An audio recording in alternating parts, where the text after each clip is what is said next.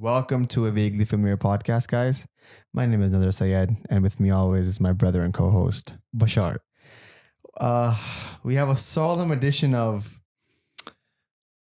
what do we even Backward call it? point. I don't even know. I'm in such utter pain right now. Pain, agony, despair, A lot trauma. a lot of those adjectives. Yeah, that's exactly how I feel right now.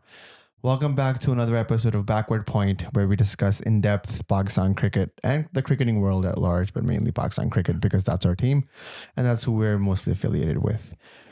Today was, as Olivia Rodrigo would say, deja vu. I felt like I was back in Karachi 2010. We just prayed Isha namaz. And we came back and second inning started and we had 190 on the board. Brilliant innings back on Warren Akmal. You know, some things that you don't think you'd say. And we were like, yeah, we got this. Like last over, Saeed Ajmal's bowling.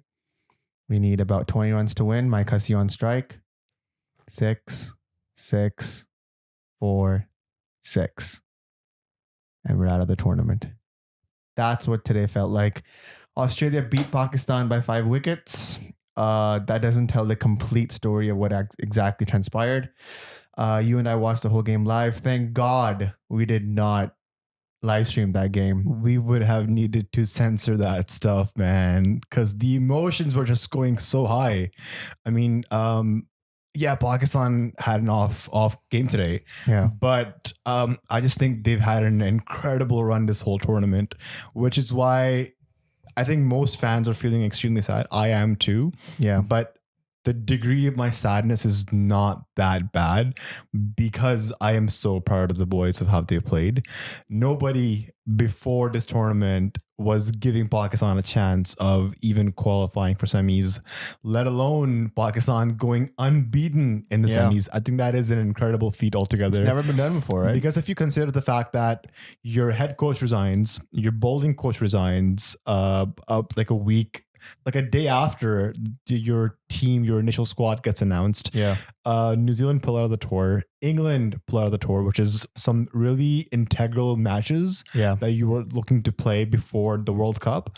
And then you make 4 changes into your 15-man squad.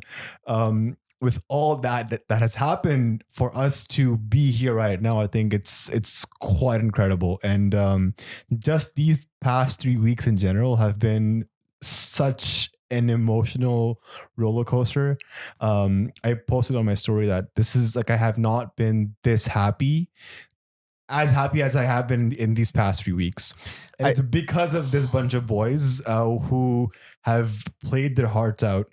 And I'm extremely happy. It's also the brand of cricket that they've played on the field and off the field. So, which is why I have no shame in getting behind these boys and backing them. 100%. 100%. I have firm belief that they will bounce back hard.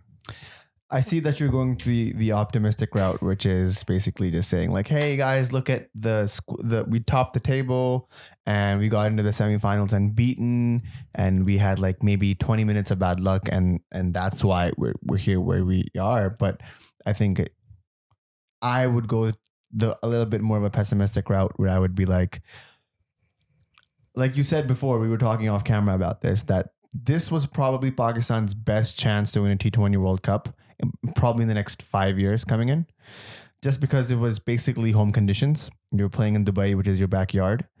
You've played in Dubai. Dubai was your home ground for a very, very long time. And like, you know, the pitches. This was Babar Azam's first ever loss in the UAE. Yeah. Pakistan as a team had a 16-match winning streak in the UAE. Yeah. And T20s. so, which is why I was saying that this is our backyard. The World Cup was being handed to Pakistan in a plate. Yeah. And we let it down. We dropped it.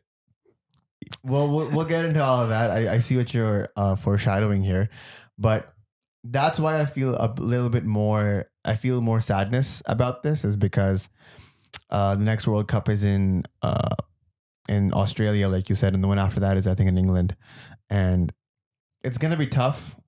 Those conditions are a lot tougher. This is probably Babar Azam's prime. This is probably, if not Rizwan's prime, then his like a year before his prime. This is definitely Shaheen's prime.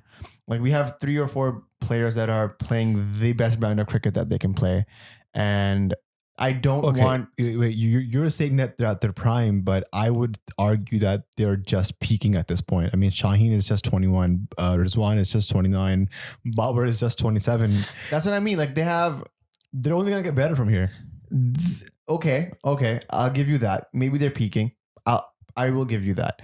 But even when Kohli was peaking / was at his prime, and now people would say he's on a downward decline, he didn't really win any tournaments either for India. And I don't want Babar Azam's legacy to be tainted. I use that word, tainted, by that non-cabinet, like his position in the cabinet being empty. I want him to be with Sarfaraz and Imran Khan and Yunus Khan and Afridi as one of the greats. Well, Afridi didn't lead them to Afridi never led them to a trophy, but he almost did. 2 semifinals he played as a captain. I mean, almost isn't good enough. All right, fine. Okay, well, I'll take Afridi off the list. But Imran Khan, I get your point. The fact that missed by even with the you're test. comparing him to Virat Kohli and how Virat has never won a big ICC trophy event. Yeah. And he hasn't even won an IPL. So I get your point, but I think this is very early days for Babar as a captain. This was his first time captaining Pakistan in a big tournament. Yeah. And looking back, he doesn't even captain a PSL franchise team. So it was good that he got this opportunity, that he was under pressure, that he got the opportunity to kind of be under the fire. Yeah. And I think that's how you learn, right? How you get thrown in the deep end, and that's how you learn how to swim. I think he did a good job trying to waddle, but when things started hitting the fan, he did fumble a little bit. Do you want to talk about the match? I think. Do I really? Looking back, hindsight is always 2020. Of course, we have a whole podcast on this. That was basically the entire Wasim and Waqar show. Was like, oh, I should have done that, and should have done that, and what if he did that? But everybody, if this match has swung the other way, we would not be criticizing up, and that's why I don't want to do that. I don't want to sit here and be like, Babar should have done this. Maybe he should have given Haris over the 19th over. Like, I don't want that conversation to be had, because it's counterproductive. Not that Babar is going to listen to this podcast, but I just don't want to put that energy out. Yeah, I mean, looking back, people can say that, maybe we were 10 runs short, but if before the match you would tell me that Pakistan would bat first and we would score 176, I would take that any day of the week. 100%. Our bowling attack in these conditions, I would back our guys to defend this any day of the week. 176 is 100% defendable, and we almost did it. Right? Yeah. Like, what did you need in the last 2 overs? About 27, 28? So, you were comparing the games of the 2010 semifinal versus the game today. Back then, we I think we were defending 54 in 4 overs. In this game, it was 50 in 4 overs. Yeah. So, very close. And I just literally think Matthew Wade's, he snatched the game from us. Yeah. Those lap shots that he played off Shaheen. And the funniest thing is, when we were watching the game live, you told me that, he has a weird trick shot that he plays, almost like Kevin Peterson has his switch hit. This guy plays the scoop. Yeah, he has that's the lap shot. Yeah. And you were like, they should probably look out for that. Yeah. And I think the ball after that, he got dropped, and then he got hit for 2 lap shot sixes behind the keeper. Yeah, and that was game over. Again, looking back, maybe if they had done their homework on Matthew Wade, they should have probably had the final leg back and a third man in, which is a way that he could have not played that shot. But again, in hindsight, I mean, what if he tried to play that shot, missed it, hit the bails? We would have been completely different conversation right now. I just think, like you said, the past 3 weeks of Pakistan cricket have been probably some of the golden, at least in my time, an extreme high. Right? It's been one of the highest of highs of being a Pakistan cricket fan, and I wouldn't change that or trade that for anything. But because of that expectation, when we went into the semifinals, there was a lot of people, including myself, who were very, very stressed about it. Like I was like, okay, law of averages suggests that we should screw up, and that because this is a do or die game, we will probably see an exit. But then the form suggests that maybe we'll pull through. So I just think when your tournament starts that well, the loss like this, which is so close, it's like the barest of margins, right? It feels a lot more. I think we were tough. talking about this on the last podcast that only the 2007 Australian team went unbeaten to win the World Cup. Yeah. And no other team has ever won a World Cup or an ICC event undefeated. I think 2003 Australians as well. Yeah, so that 3 team, and 7, right? yeah. 3 and 7. So I just think that's what happens, right? Sometimes you peak in the middle of the tournament, and that's what happened with Pakistan. We peaked in the middle of the tournament, and well, start to middle, right? Like we were in the early stages. The middle would have been like now, like from the Namibia, Scotland, and now Australian game. That's like more of the middle stretch, and then the last game is just the last game. I think you're right. I still think we were peaking. I don't think we were like on a decline by any chance. There were a few fumbles. Like I didn't understand. The whole Hafiz over is a blur to me. Like, what was that, right? And like, I think shout out captaincy wise, it was a good move because Warner was batting, so Hafiz against lefties is good. Yeah. Just that first ball, man. I think we've seen this happen in the past, where in the last World Cup, I remember Hafiz was bowling against England, and the ball went to the moon, but luckily it never landed on the pitch, and so it was a dead ball or no ball. I don't know.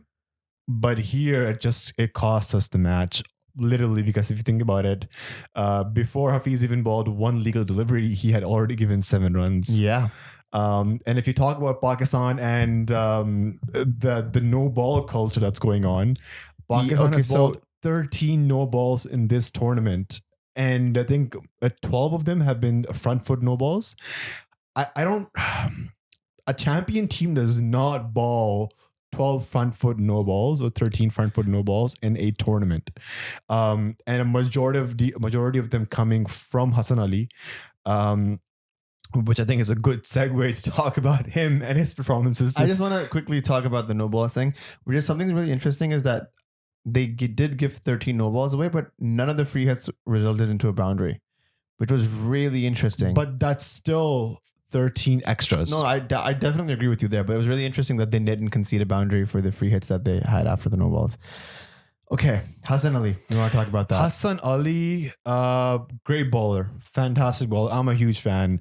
The way he broke his back and then he's made a comeback. He is the second highest international wicket taker since 2021. He has 61 wickets at a phenomenal average. I think only Shaheen has more wickets than him. Yeah. And so kudos to him for making that comeback. But I just felt like in this tournament, Hassan Ali was off color. He was not in rhythm. Maybe he had a few bursts of, good moments, like that wicket of Surya Kumar Yadav, that run out of Sky of Kane Williamson. But aside from that, his body language and his performances, it felt like he was under a lot of pressure, and I'm baffled as to why, because of the backing that Babar Azam was giving him. Like Babar Azam persisted with him for 6 games, hoping that Hassan Ali would have that one great match where he would just win us single-handedly, but that didn't happen. I think Babar Azam had faith in Hassan Ali because of... I think we all did. Like, it's Hassan Ali. He's a champion. He's the only person who has the audacity to wear himself as a necklace. Like, that's the standards of confidence that Hassan Ali basically oozes. But this was a very weird tournament for him, you're right. Because he never really showed... The generator never really started for him. Right? Like, again, you're saying there were bursts here and there, but he was very off color, very nervous. And you can see it throughout this semifinal. Like, he was never in the game. He got hit for 44 off 4. He had 2 dot balls. His total economy of the whole World Cup is over 9. It's too much. Right. And he never even looked threatening at any point of the tournament. Yeah. And I also feel like if you were to replace him, would you replace him with Dhani? I don't think we had a good replacement for him, to be honest. Dhani, that's it. No. Okay, so listen to me. you cannot just throw in the honey Exactly. in an ICC tournament in the middle of an ICC tournament and a knockout match against Australia. That's unfair to him. Firstly, secondly, you physically cannot play the honey because he's in the reserves. Yeah. So unless somebody is injured, So who was the replacement for Hassan Ali? Mohammad Wasim, again, young, inexperienced. You can't just throw him under the fire like that. That is unfair to these guys. Like that would end his career if Mohammad Wasim got hit for 44 off 4 without a wicket and 2 dot balls, his career is ended there. Exactly. I mean, nobody is a Muhammad Amir who can just play the World Cup in 2009 at 17 and perform fabulously. Yeah. And so, which is why maybe having somebody else in the 11 would have been, in the 15 would have been better. But I just wanted to add that because of Hassan Ali's performances with the ball, the no balls, the misfields, he's had a few misfields. All of that reflected and that culminated in that last catch drop. Yeah. Which a lot of people are considering like it was the pinnacle moment of the game. Yep. Probably was. Looking at the catch itself, it seemed like he just misjudged the ball and he overran it. And he was never in a position to comfortably catch that. Yeah. And that's what happens in pressure matches. A full crowd knockout match against Australia. Yeah. The World Cup on the line. And yeah, it's disappointing. I feel bad for him. But knowing Hassan Ali, I'm confident that he will make a strong comeback. They have a really new cool feature in the whole tournaments now, which is the shot tracker. And it actually tells you how high the ball went, what angle it was shot at, how far it went, and it tells you how long it was in the air. And I kid you not, I'm pretty sure that ball that Hassan Ali dropped was not in the air for more than 3 to 4 seconds. And that's enough time for him to literally feel all of the pressure that he's been feeling the entire tournament and let that cat slip. As a mediocre cricket player, I can tell everybody that when the ball is in the air, there are a million thoughts going on in your head. Yeah. And if you're having a bad tournament like Hassan Ali has been, it's all negative thoughts. Like, what happens if I drop this? You know, what are the headlines going to be next day? What's going to be trending on Twitter? And so if you have all those thoughts in your head, you've already dropped the catch before the ball has even hit your hands. Yeah, like for everyone else, it feels like it's a few seconds, but for the guy under the ball, it's a lifetime. It's a long time. And I mean, he's gonna think about that for a while now. Who was the guy who dropped Watson's catch? Rahat Ali. Rahat Ali and Hassan Ali are in the same league right now, which is very unfair for Hassan Ali because he's definitely a better bowler than Rahat Ali was. But yeah, that's just the game, man. Like that's what it is. And I love Ted Lasso, right? The show. And Ted Lasso has a great quote which says, "Be a goldfish." Right? Goldfish has a memory of 15 seconds. Go out there and be a goldfish. And that's what I would say to Hassan Ali too, if I could speak to him. I would just say look back, analyze your mistakes, and aim to come back hard because and he's capable. As a bowler myself, it is extremely hard to believe that in 6 matches in 3 weeks, you can't fix your no ball issue. And no balls happen when you're not in rhythm, when you don't have your run up calculated, or when you're trying too hard, when you're looking for that extra couple, yards of pace. Clicks, yeah. And that's when you overstride, and that's where the no ball happens. And I think what's incredible was when I saw one of the reviews that Pakistan took when Haris Rowe was bowling, and his foot is literally like a yard behind the line. Even he's not even touching the line. So that's how it should be. And both Hassan and Shaheen have been playing with that line throughout the whole tournament. It's something to ponder and think about. And because we were talking about this in big games like this, you can't afford to do that. These teams like Australia, they will make you pay for that. Yeah, you're right. And they did. And here we are now, knocked out. But again, I wanted to focus on one of the things that I noticed throughout the tournament that is not a silver lining. It's not a bright side. It's everything for me, which is Babar Azam's captaincy, not only in the field, but off the field. PCB's social media channels have been doing this really cool thing where after every game, when there's a dressing room talk, they record it and then they share it on social media. I urge everyone who is a Pakistan cricket fan, who is not a Pakistan cricket fan, to go check out what Babar Azam's speech was post game, and tell me that has there ever been a captain who has led the dressing room the way that Babar Azam has, who has everyone glued to his personality, who has everyone glued to every single word he says, and who has everyone believing in themselves the way that he has. I don't think so. Our entire cricketing experience has always been that the dressing room is split. There's two camps. There's this camp and that camp, and this camp doesn't like that camp, so they literally sabotage the games that they're playing so that we lose, so that this camp can win. Like, that's literally been decades of Pakistan cricket ever since Imran Khan dropped his captaincy. It's been a Game of Thrones where everyone is just fighting to get that captaincy. It's been the Malik era, the Misbah Afridi era. Yeah, and then there was coaches coming in and going, and like that's all it was, right? But this time, this unit seems so oiled up and gelled that they're like working in such cohesion that it literally warms my heart. The whole Matthew Hayden speech was great. Philander there in the camp is great. Saklan there it's all very wholesome is a word, and it's all looking towards Babar Azam being the captain that Pakistan needed, the modern captain with the aggressive mindset that's also consistently performing. When was the last time we got a captain that not only was performing with his specialty, but also leading from the front like Bobby was? The last one I think of is probably Imran Khan. Absolutely. I mean, in the 80s. When I recall back, I always think of, Pakistan captains. They struggle sometimes to even make the 11 themselves. Yes. Yes. And I think the reason why Babar has such a hold of these players is because he's such an incredible player.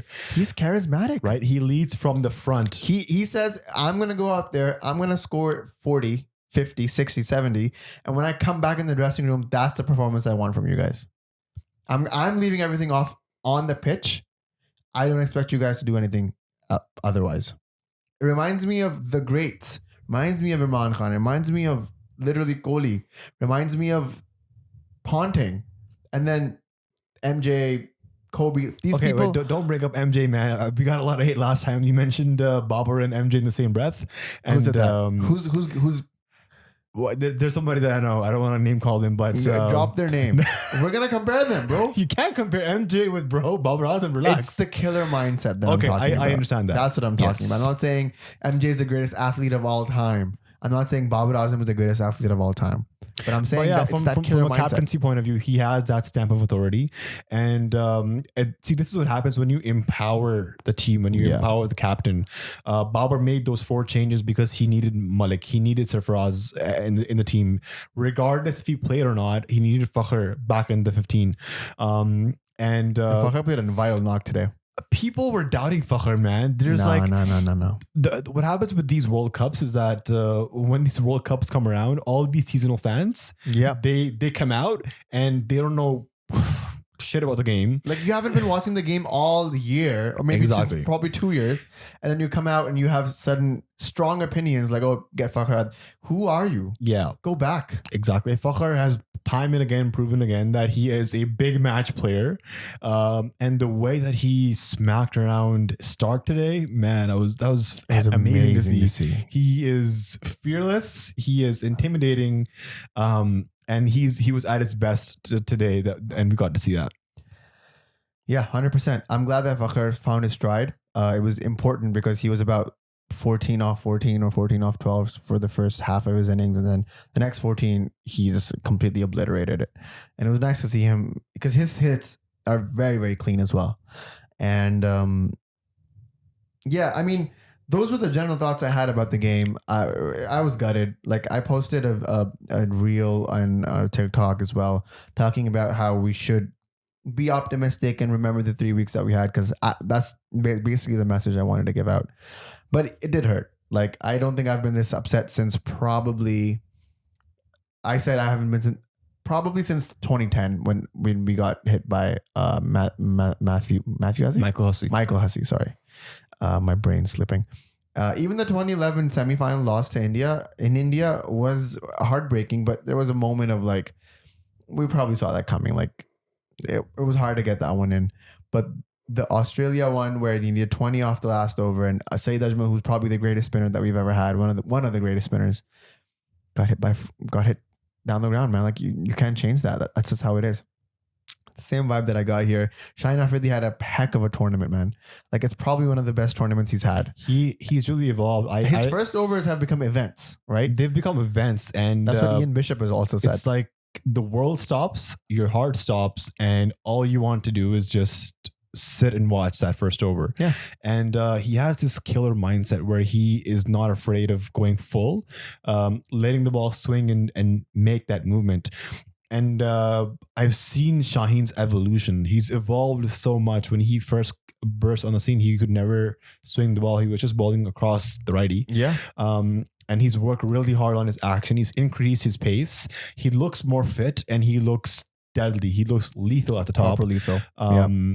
And I'm curious how Mohammad Amir will ever make a comeback in this team. I don't think it's happening. I don't think so. I think that chapter is closed for Pakistan. And also like looking and hearing Babar's speech in the end. Yeah. Babar is the type of guy and captain who will back all of these 18, 17 players. I love what he said about the group. He was like, look at these people around you. We've worked hard for this. Don't ruin it. The company that we have, the mahal is what he said that we have is we work really hard for this. Don't take it for granted. And I think he knows the value of camaraderie and brotherhood that he has created, that they've created together in that dressing room. He knows the value of that. If they don't ever win a tournament, if they don't ever win a chip, like they say, but he has that, he will cherish that a lot more. Yep. And I mean, some other great positives as well from this tournament. Rizwan emerging as such a phenomenal T20 batsman. Looking back at just the 2020 PSL, Rizwan was roaming the benches for Karachi Kings. Everybody wrote him off as a T20 player, let alone an opening batsman. For him to make the record today for scoring the most T20 runs, international runs in a calendar year, over 1,000 runs. Never been done before. And he's up there with Babar Azam in terms of the highest run scorers at a respectable strike rate as well. And to consider that he was in the ICU for 2 days ago. Yeah, that's for insane. 2 days with the lung infection, and he was fighting it through for the team today. It's stories like these. It's moments like this where players become heroes. Again, I'm going to pull out an MJ reference that's going to upset your friend, but remember the flu game where MJ came out, dropped 45 with a stomach bug? That's the kind of vibe that these players are giving off right now, and I love to see it. I mean, before we head out, I just wanted to, before we head out, I just wanted to say, I just wanted to ask you basically, what are the chances that we will repeat or be as good as we are right now in Australia next year? What are the chances? If we keep the same unit, if we believe what Babar is saying and that he believes in these people and he's backing these players, we will probably see a bunch of these coming back for the next, because it's only in 11 months. It's not a long time from now. 11 months is not a long time. What are we saying about that tournament? I would say we have a good chance. That's only because you can see some sort of mindset and planning in Babar Azam. But just by the squad that was announced for the next tour, only one change, which was forced because Hafiz opted to rest out. And I feel like if the same bunch of guys keep playing up until the next World Cup, they will have gained experience. And they're all guys who are capable of performing in Australia. Babar has a test century there. Rizwan has scored a couple 90s. Yeah. Shaheen is 6'6", and he can swing the ball at high pace. And Haris Rauf has already performed really well there in the Big Bash. It's true. So they're experienced, they're technically sound, and I would back Pakistan to make the semis for the next World Cup as well, which looking forward to it happening. And I'm backing the boys. They will do good. They will come out good. And I'm extremely proud of them. Yeah. I totally resonate with those sentiments. And I again, as an optimist, I would go in and be like, yeah, semis look good for Pakistan in the next World Cup. Any closing thoughts before we go? Yeah, just I just think I want to reiterate that these past 3 weeks have been such an amazing ride. Starting off from Pakistan breaking the jinx by beating India by 10 wickets. Say that in your head a few times. Pakistan beat India by 10 wickets. Unbroken 152 run partnership. That is gonna stay in our memories for a very long time. Those Asif sixes against New Zealand and Afghanistan, just the consistency that the boys played with. You don't often attach the word consistency with the Pakistan cricket team. Yes, but you really had to in this tournament. And 5 out of 6 wins, I think we were really great. There's still room for improvement, which I believe that the boys will come back hard. Yeah. This loss against Australia has stung, but it's going to leave a scar, but you learn from it. Yeah, I totally agree. I think that's a really good note to end on as well. Guys, this kind of concludes our T20 World Cup run. Maybe we'll do like a flashback of who probably wins on Sunday. Your prediction is probably... My prediction is Australia, just because of how ruthless they are in finals. Yeah. But I really want New Zealand to win. They really deserve at least one trophy. Cup. They deserve it. They deserve it. I'm going to back New Zealand as well. I really hope they win as well. And we'll see what happens on Sunday. We'll be back when Pakistan tours Bangladesh. We'll probably do a series preview and review. And we probably won't do a match by match, but we'll probably do a complete analysis, breakdown of that. So stay tuned for that, guys. We have a lot of things lined up. We have a Music of the Spheres review coming down. We have a few interviews lined up that'll be releasing soon as well. So stick around to the YouTube channel, to the Spotify accounts. Like, subscribe, leave a comment. All that stuff really helps with the algorithm. And stick around with more content like this. Thank you guys for supporting, and thank you guys for basically liking what we do. It really motivates us to keep the pedal on the metal, or the metal on the pedal, whatever that saying is. I'm blabbering. I'm Nazar Sayed. With me is my brother and co-host Bashaar, and we will see you on the next side. Cheers.